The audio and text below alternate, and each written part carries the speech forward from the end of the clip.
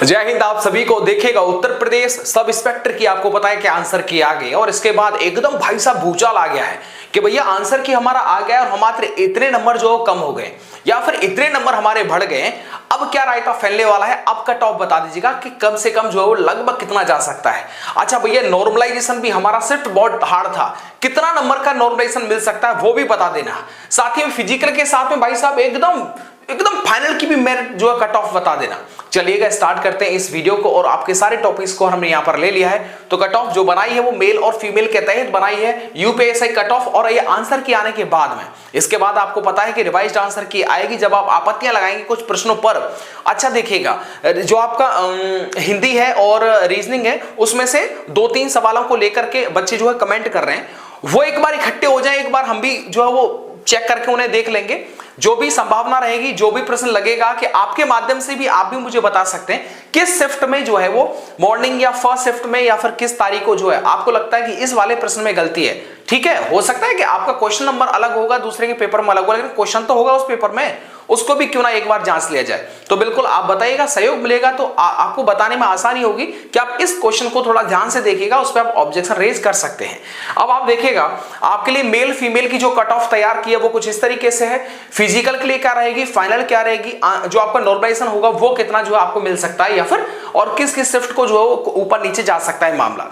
देखिएगा यार एक चीज हम कहना चाहेंगे कि आंसर की आने के बाद में जिस तरीके से एकदम रूपरेखा बदल रही है उससे समझ में आता है कि भाई जो कट ऑफ है वो बहुत ज्यादा जो है तगड़ी तो नहीं जाएगी, लेकिन ओवरऑल जो एक निष्कर्ष निकला है कि ज्यादातर विद्यार्थियों के द्वारा जो कमेंट किए जा रहे हैं और जो बताए जा रहे हैं अपने मित्रगण जो स्टाफ में भी जो एग्जाम देकर के आए हैं उनके अकॉर्डिंग जो है बताया गया कि हमारा लगभग इतना जो स्कोर है। तो जो कम से कम जो बात निकल के आ रही है, देखो फेंकने को तो कुछ भी फेंक दो, लेकिन एक जैसे जब बहुत ज्यादा लोग जो बहुत 140 बताएं, 130 बताएं, 135 बताएं, तो फिर वजन में कहीं ना कहीं एक जगह पर थोड़ा सा ट्विस्ट आता है और वहां पर लगता है कि इतना तो बन सकता है। अब आप देखिएगा, चलिए स्टार्ट करते हैं। यहां पर आप देखिएगा सबसे पहले नॉर्मलाइजेशन की बात करते हैं, वो बाद में बात, तो चलो पहले ये बात करते हैं।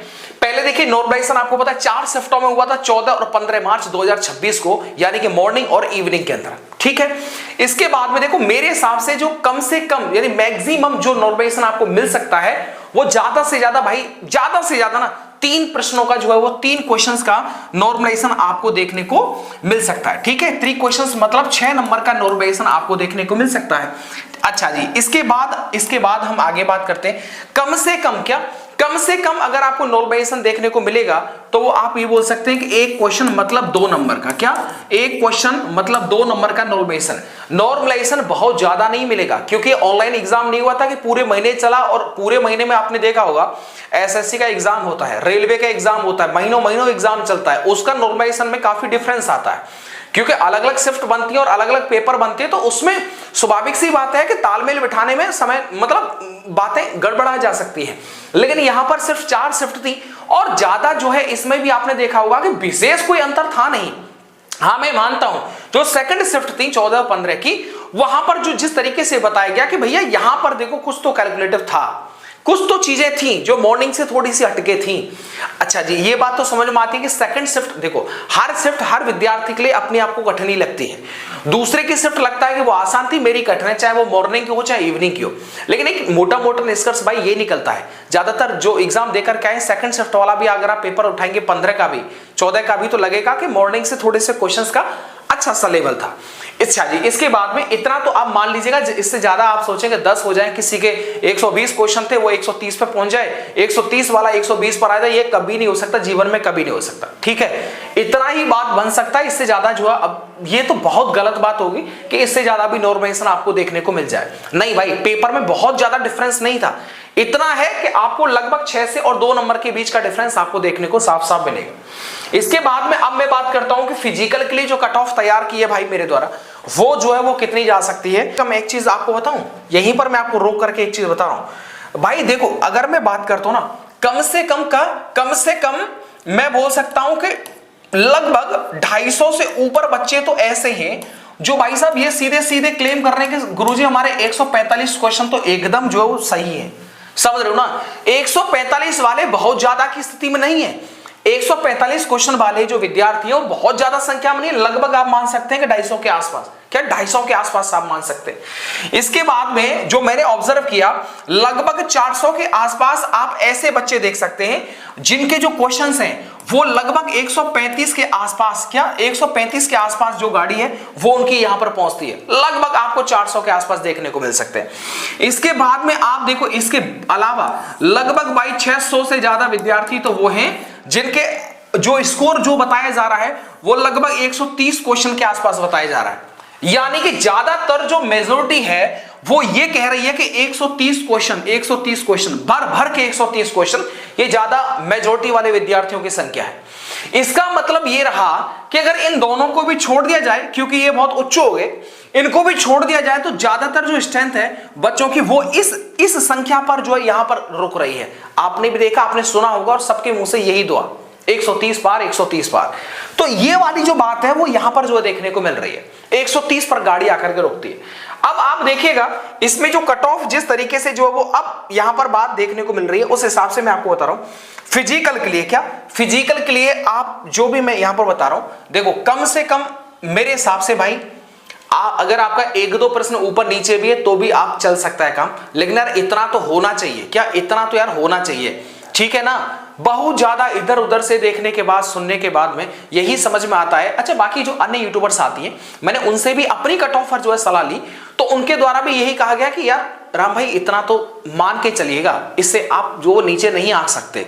शुरुआती दौर में लगता है कि बहुत ज्यादा जो है वो शुरुआती चीज में सही जानकारी निकल के भी नहीं आती है जल्दी, धीरे धीरे छन छन के निकल के आती है। तो यहां पर आप देखिएगा, तो इसीलिए मैं आपसे बोलता हूं, देखिएगा अनरिजर्व का आप ये मान लीजिएगा 131 क्वेश्चन और आप प्लस माइनस 2 कर दीजिएगा, ठीक है। अगर आपका भैया इतना है तो मेरे भाई आप एलिजिबल हैं सिलेक्शन, मतलब रनिंग के लिए। सिलेक्शन की तो बाद में बताऊंगा, एलिजिबल है फिजिकल के लिए। दोस्त इतना नंबर तो चाहिए, 131 क्वेश्चन तो भाई आपके एकदम जो सही होने चाहिए, उसके ऊपर प्लस माइनस 2 वो फिर आपकी जो है किस्मत है, किस तरीके से जो आपको लेकर के जाती है।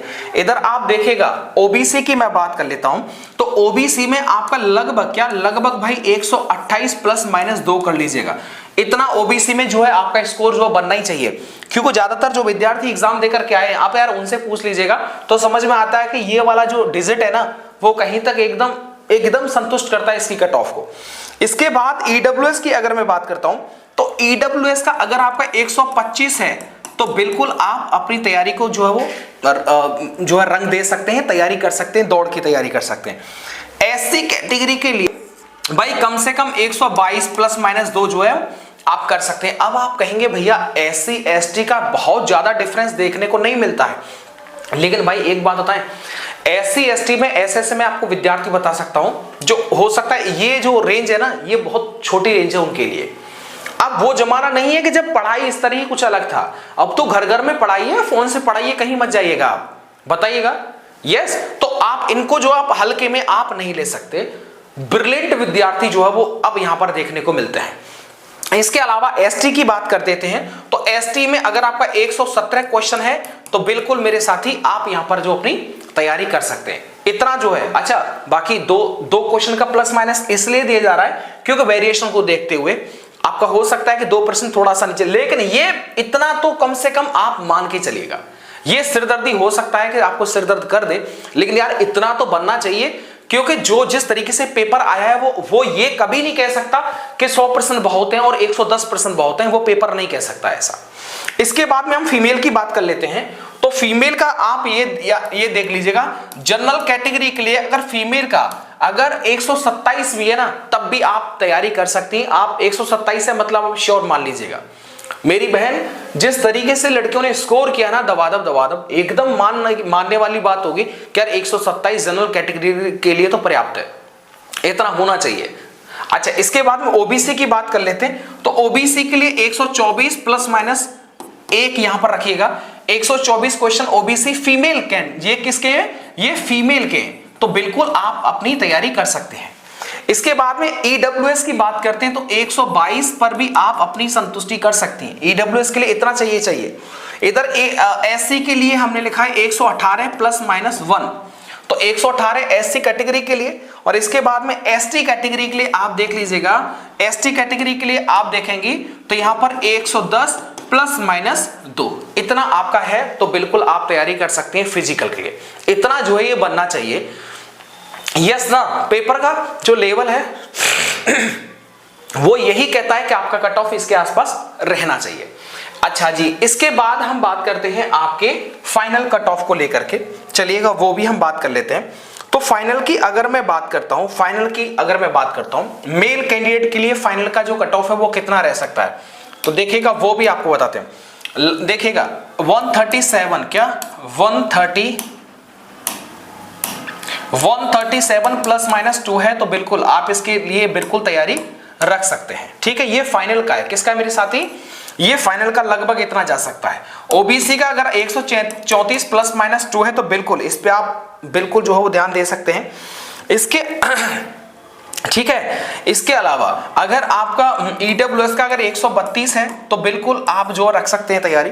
इसके बाद में एससी का जो फाइनल कट ऑफ लगभग 125 प्लस माइनस 2 के आसपास आप देखिएगा, और एसटी का लगभग 121 प्लस माइनस 2 के आसपास आप अपना रिजल्ट देख लीजिएगा।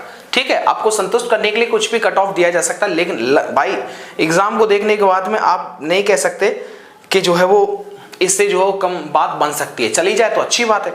अच्छा जी, इसके बाद में आप अनरिजर्व का देखेंगे फीमेल कैटेगरी का, तो फीमेल कैटेगरी के लिए आप देख सकते हैं 131 के आसपास अगर आपका बनता है। ठीक है, ये थोड़ा ज्यादा हो गया। अगर मैं बात करता हूं फीमेल कैटेगरी के लिए,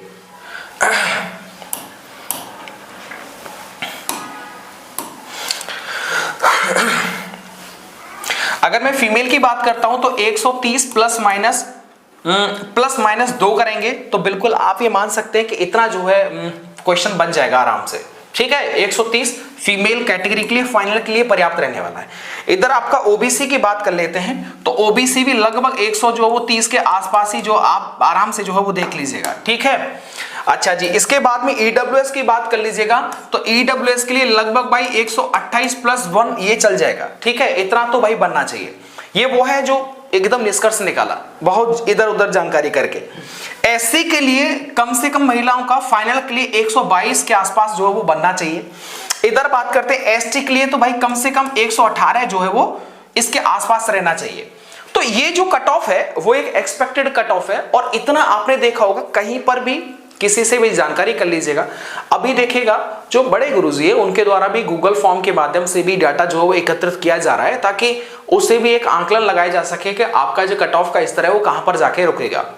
अभी क्या होता है कि जब भी कभी किसी से पूछिएगा, फोन करके पूछिए या फिर आप कमेंट चेक कर लीजिएगा, वहां पर सारी जगह देखेंगे तो मैंने आपको बताया ना ये वाला, क्या मैंने जो आपको बताया है ये वाला डाटा ही आपको जो ज्यादातर देखने को मिलता है। यस ना, किसी से फोन करके भी पूछेंगे रिवाइज आंसर के आने के बाद भी, तो यार कितना यार मेरा यार लगभग उतना ही है, क्या मेरा जितना % जो है मैंने YouTube से मिलाया था उतना ही है, क्योंकि पेपर इतना हार्ड नहीं था कि टीचर भी ना समझ पाए कि इसका राइट आंसर क्या होगा। हाँ, एक होता है कि अगर प्रश्न गलत हो जाता है तो फिर वो सबको फायदा मिलता है। ठीक है, प्रश्न ही जो ऊपर से गलत आया है, उस प्रश्न के मुताबिक 4 ऑप्शन नहीं है, तो फिर वो पूरा क्वेश्चन ही रद्द करके सबको उसके फायदा दिया जाता है। तो इसीलिए आपको ये बताना जरूरी है कि आप किस शिफ्ट में थे, किस दिन थे, और आपके पेपर में ये वाला प्रश्न इस जो है सेक्शन से जो है गलत आने की गुंजाइश है, या फिर आपको लगता है कि ये प्रश्न गलत हो सकता है, तो उसको चेक कर लिया जाएगा। क्योंकि एक प्रश्न देखो, जब आप ध्यान दिलाएंगे तभी तो जो है बात आगे बढ़ेगी, तभी तो जो है रिवाइज्ड आंसर की में आपका जो आंसर है, जो अभी आंसर की में गलत दे रखा है, वो संशोधन होकर के आएगा, और जब संशोधन होकर के आएगा तो उसका नंबर ऐड होगा और वो सबको फायदा मिलेगा। तो इसीलिए आपका जागरूक होना मेरे साथी बहुत जरूरी है। अगर इसके आसपास है तो बिल्कुल आप जा सकते हैं, तैयारी रख सकते हैं अपनी। बाकी इसके अलावा आपको पता है लेखपाल है, इसके अलावा जो है यूपी पुलिस कांस्टेबल है, यूपी होमगार्ड है, इसके बाद में आपको पता है एआरओ का एग्जाम है, इसके बाद जो इसी साल के दिसंबर में आपको होता है यूपी पीसीएस का भी एग्जाम है, तो प्रारंभिक परीक्षा है, प्रीलिम्स है, तो उन सभी एग्जाम्स पर आप जा सकते हैं, तैयारी रख सकते हैं। लेकिन तैयारी को रोकने का कोई उद्देश्य होना नहीं चाहिए। आपने सोचा बस ये हो गया उसके बाद में फिर जो है किताब रख दी है, नहीं भाई। यस, यहां तक अगर आप पहुंचे तो मुझे लगता है कि आप बहुत अच्छी पोजीशन में। और एक सच्चाई की बात यह है कि नेक्स्ट ईयर आप देखेंगे कि यूपी सब इंस्पेक्टर का वैकेंसी दोबारा से आएगा। ठीक है, तो उसके लिए भी तैयारी रख सकते हैं, लेकिन सिरदर्दी लेने की जरूरत नहीं है। मैंने आज एक न्यूज़पेपर में खबर पढ़ी, एक विद्यार्थी ने जो है वो ठीक है सुसाइड कर लिया। आप सोचिएगा उन्होंने बताया कि मैं अपनी मौत का स्वयं जिम्मेदार हूं, मुझे लगता है कि मेरा नहीं हो पाएगा। बड़ी दुख वाली बात है, लेकिन यार ना भाई ऐसा कदम ना उठाइएगा कोई भी, ठीक है। बाकी जीवन है तो सब कुछ है, जीवन ही नहीं रहेगा तो क्या करोगे तुम नौकरी का, सही बता रहे ना। संतुष्टि और शांति की बात करें ना तो तुम क्या डीएम पीएम सीएम कुछ भी बन जाओ, शांति वहां पर भी नहीं है, ये वास्तविकता है। आदमी को लगता है कि एक नौकरी मिल जाए उसके बाद में ओ भाई साहब टेंशन फ्री बहन की टाट, सही बताए ना, वो तुम्हारी बात सही है कि एक प्राइवेट रोजगार के लिए जब कोई नौकरी नहीं होता है सरकारी, तो उसे रोजाना जो है कमाने के लिए, रोजाना खाने के लिए जो उसे बाहर निकलना पड़ता है, रोजाना की उसके सिर में जो है चिंता लगी रहती है कि अगला दिन मुझे क्या करना है। यस, प्राइवेट में ऐसा होता है। दूसरी बात, सरकारी में ऐसा नहीं है, आप टेंशन ही फ्री रहते हैं। आर्थिक और घर में जो परेशानी होती है वो आर्थिक ही होती है। पैसा है तो कोई भी घर में ना तो लड़ाई है, ना भैया नाराज ना भाभी नाराज,